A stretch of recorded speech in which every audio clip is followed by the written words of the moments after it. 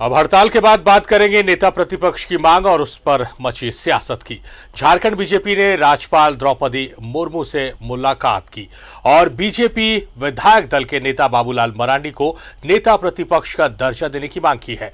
BJP प्रतिनिधिमंडल ने राजभवन से इसमें हस्तक्षेप करने की गुहार लगाई है। झारखंड की राजनीति में नेता प्रतिपक्ष का मुद्दा अब राजभवन तक पहुंच गया है। झारखंड बीजेपी ने बाबूलाल मरांडी को नेता प्रतिपक्ष बनाए जाने को लेकर राज्यपाल द्रौपदी मुर्मू से गुहार लगाई है। बीजेपी प्रदेश अध्यक्ष दीपक प्रकाश के नेतृत्व में पार्टी के 3 सदस्यों वाले प्रतिनिधिमंडल ने राज्यपाल को ज्ञापन सौंपते हुए इस मामले में हस्तक्षेप की मांग की है। बीजेपी नेताओं का तर्क है कि बाबूलाल मरांडी को चुनाव आयोग से लेकर विधानसभा सचिवालय ने भी बीजेपी का विधायक मान लिया है, फिर भी सदन के अंदर उन्हें नेता प्रतिपक्ष का दर्जा नहीं दिया जा रहा। विधायक भारतीय जनता पार्टी के विधायक दल के नेता बाबूलाल मरांडी जी को विपक्ष के नेता के रूप में उनको जो विपक्षी दल का नेता बनाने का काम करे, लेकिन स्पीकर महोदय के पास बार बार जाने के बाद ऐसा महसूस हुआ कि राजनीतिक इशारे से और राजनीतिक षड्यंत्र के तहत बाबूलाल मरांडी जी को विपक्ष का नेता बनाया नहीं जा रहा है। जेवीएम का बीजेपी में विलय के बाद से ही बाबूलाल मरांडी को नेता प्रतिपक्ष बनाए जाने को लेकर राजनीति शुरू हो गई थी। बाद में बीजेपी ने अपने विधायकों की सहमति के बाद बाबूलाल मरांडी को विधायक दल का नेता भी घोषित कर दिया। इस घोषणा के बाद बीजेपी के अंदर खाने इस बात को लेकर चर्चा होती रही कि क्या बाबूलाल मरांडी के अलावे बीजेपी के पास नेता प्रतिपक्ष का कोई दूसरा चेहरा नहीं था। और विधानसभा झारखंड विधानसभा के सचिवालय से जो नई मतदाता सूची करेक्टेड मतदाता सूची प्रकाशित की गई, उसमें बाबूलाल मरांडी जी को भाजपा विधायक के रूप में मतदान करने की अनुमति प्राप्त दी गई। ऐसे में ये स्पष्ट हो जाता है कि विधानसभा सचिवालय ने भी ये मान लिया है कि बाबूलाल जी भारतीय जनता पार्टी के विधायक हैं। झारखंड में दल बदल का इतिहास बहुत पुराना रहा है। बाबूलाल मरांडी खुद इस दल बदल के दंश को झेल चुके हैं। बीजेपी का मानना है कि जेवीएम का पार्टी में विलय हो चुका है, जबकि सदन के अंदर जेवीएम के कुल 3 विधायकों का आंकड़ा 1 के मुकाबले 2 की संख्या के आधार पर बंटा हुआ है। ऐसे में अब देखना होगा कि राज्यपाल इस मामले में बीजेपी की गुहार पर क्या कदम उठाती हैं। न्यूज़ 11 भारत के लिए रांची से कैमरामैन राजा के साथ अविनाश कुमार की रिपोर्ट। बीजेपी के राजभवन जाने पर सत्ता पक्ष की प्रतिक्रिया आई है। जहां कांग्रेस ने इसे स्पीकर के अधीन मामला बताया है, वहीं जेएमएम पिछले बार की घटना को याद दिला रहा है।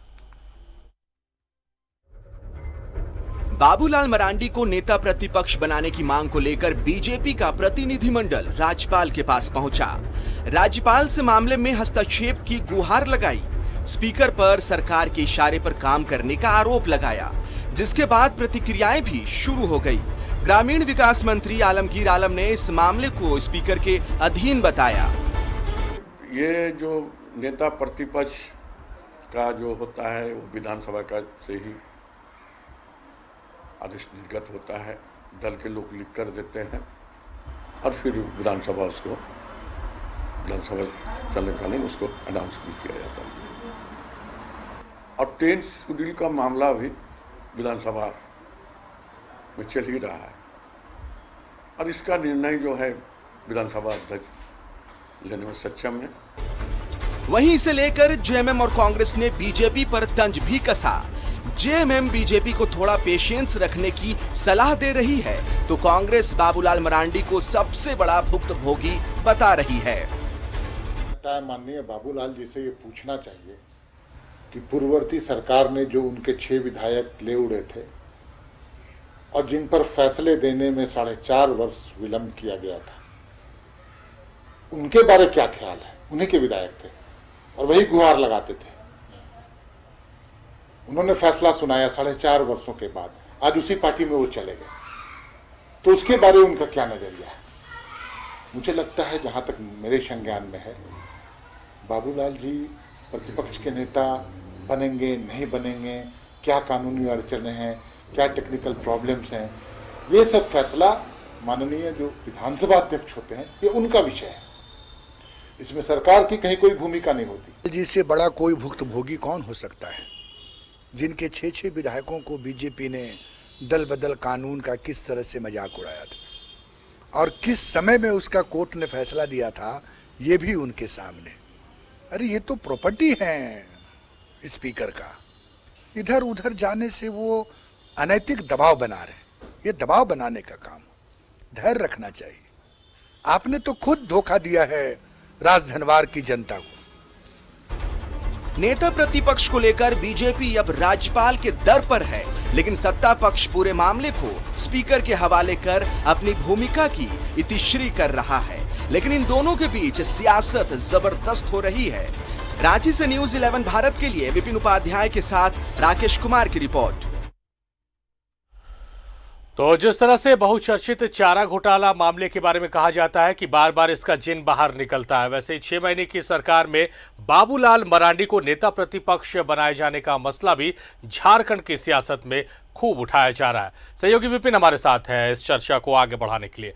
विपिन, जिस तरह से लगातार बाबूलाल मरांडी को नेता प्रतिपक्ष बनाने को लेकर प्रेस कॉन्फ्रेंस हो, बयानबाजी हो या आज राजभवन का दरवाजा खटखटाना, झारखंड की सियासत में ये लगातार होने वाली चीज अब हो गई है।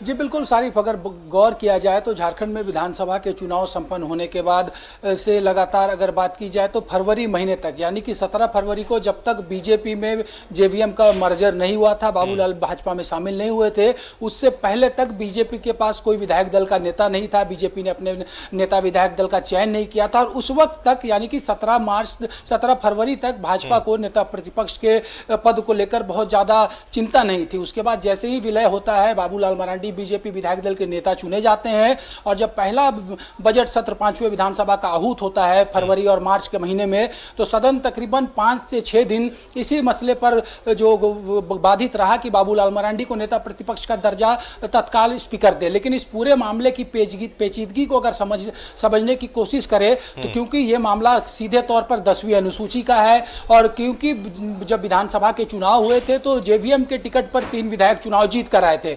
बाबूलाल मरांडी ने अपनी पार्टी का मर्जर बीजेपी में किया। वहीं उसी दिन 17 फरवरी को ही दिल्ली में प्रदीप यादव और बंधु तिर्की ने जेवीएम के विलय कांग्रेस में करने की घोषणा की। तो इसके बाद यह तकनीकी पहलू सामने आई कि यह मामला 10वीं अनुसूची का बनता है और 10वीं अनुसूची के मामले में पूरा विशेष अधिकार स्पीकर का होता है। स्पीकर के ट्रिब्यूनल में मामले की सुनवाई होती है। तो इस बाबत लगातार रह के नेता प्रतिपक्ष का मसला झारखंड की राजनीति में गूंजता रहा है। इसी कड़ी में आज भी बीजेपी के एक 3 सदस्यीय प्रतिनिधिमंडल ने राज्यपाल से जाकर गुहार लगाई कि सरकार के इशारे पर स्पीकर जो है वो नेता प्रतिपक्ष पर कोई निर्णय नहीं ले रहे हैं, इसलिए उनको हस्तक्षेप करना चाहिए। ये एक संवैधानिक पद है और ऐसे में अगर नेता प्रतिपक्ष के बना अगर राज्य चलेगा तो ये कहीं भी उचित नहीं है। लेकिन अगर इस पूरे मामले पर गौर किया जाए तो क्योंकि स्पीकर के न्यायाधिकरण का मसला है, वो इस पर अभी तक निर्णय नहीं ले सके हैं और जहां तक अगर बात की जाए तो जो प्रक्रिया है नेता प्रतिपक्ष के चयन की, उसके अनुसार जो प्रमुख विपक्षी दल होता है विधानसभा का, उसके जो नेता विधायक दल होते हैं उनको नेता प्रतिपक्ष का दर्जा मिलता है। बीजेपी ने जरूर बाबूलाल मरांडी को नेता अपना चुन लिया है विधायक दल का, लेकिन अभी तक विधानसभा अध्यक्ष ने इसकी मान्यता नहीं दी है, क्योंकि जैसे ही मान्यता नेता विधायक दल की बाबूलाल मरांडी को मिलेगी, स्वतः उन्हें नेता प्रतिपक्ष के पद के लिए भी विधानसभा जो है वो योग्य करार देगा। तो इसी मसले को लेकर हर 10-15 दिन 20 दिन के बीच में ये मामला उठता है और इस पर सीधे तौर पर जो झारखंड में पूर्व विधानसभा अध्यक्ष भी रहे हैं, वर्तमान में संसदीय कार्य मंत्रालय जिनके पास है, आलमगीर आलम, उन्होंने कहा है कि बीजेपी कहीं ना कहीं जनता के पास ये मैसेज देना चाहती है कि नेता प्रतिपक्ष के मसले पर सरकार जो है वो हस्तक्षेप कर रही है, जबकि ऐसी कोई बात नहीं है। जो दावा था संसदीय कार्य मंत्री का, उन्होंने स्पष्ट तौर पर कहा है कि इस मामले पर स्पीकर को निर्णय लेना है और जब स्पीकर संतुष्ट हो जाएंगे पूरी प्रक्रिया के अधीन, तब जाकर वो निर्णय लेंगे। ठीक इसी तरह से सत्ताधारी दल जो है झारखंड के झारखंड मुक्ति मोर्चा और कांग्रेस ने भी इस पूरे मामले पे बीजेपी को नसीहत दी है कि भाजपा को चाहिए कि अभी एक संक्रमण के दौर से देश और राज्य गुजर रहा है, ऐसे में किसी पद के लिए इस तरह से अगर राजभवन कोई जाता है तो ये समझ से परे नहीं है। तो कुल मिलाकर राजनीति में क्योंकि प्रमुख विपक्षी दल है झारखंड में भारतीय जनता पार्टी, और लिहाजा निश्चित तौर पर नेता प्रतिपक्ष पर भाजपा का अधिकार है। लेकिन इस पर निर्णय लेने का अंतिम जो हक है वो विधानसभा अध्यक्ष को है। और जिस तरह से जो बातें उभर कर सामने आ रही है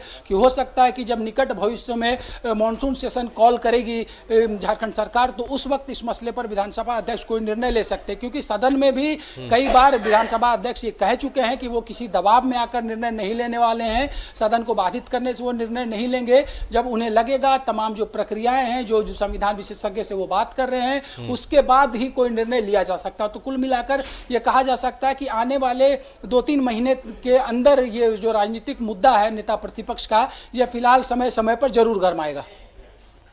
विपिन, एक महत्वपूर्ण चीज आपसे जानना समझना चाहेंगे कि जिस तरह से स्पीकर के अधीन मामला है, तमाम जो सत्ताधारी दल के नेता है वो इस बात को कह रहे हैं, पेशेंस रखने की बात करें, कोई हड़बड़ी नहीं, कोरोना काल चल रहा, मगर लगातार इस मुद्दे को उठाया जा रहा है भारतीय जनता पार्टी की तरफ से।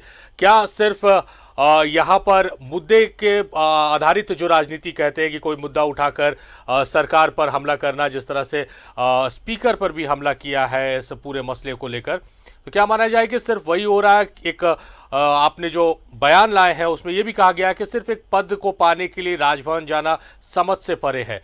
तो ये पूरा मामला, ये पूरा विरोधी समझ से परे समझ में आ रहा है।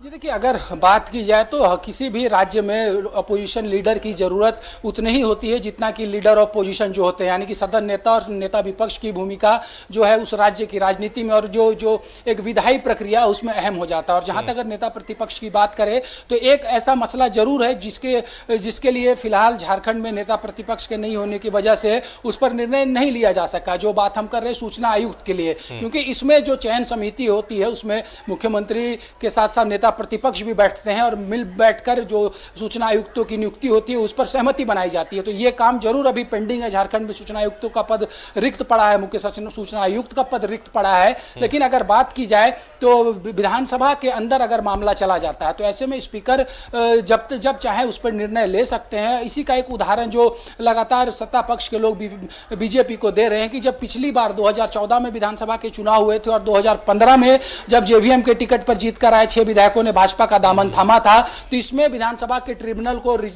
निर्णय लेने में वक्त जो लगा था वो तकरीबन 4.5 साल का रहा था।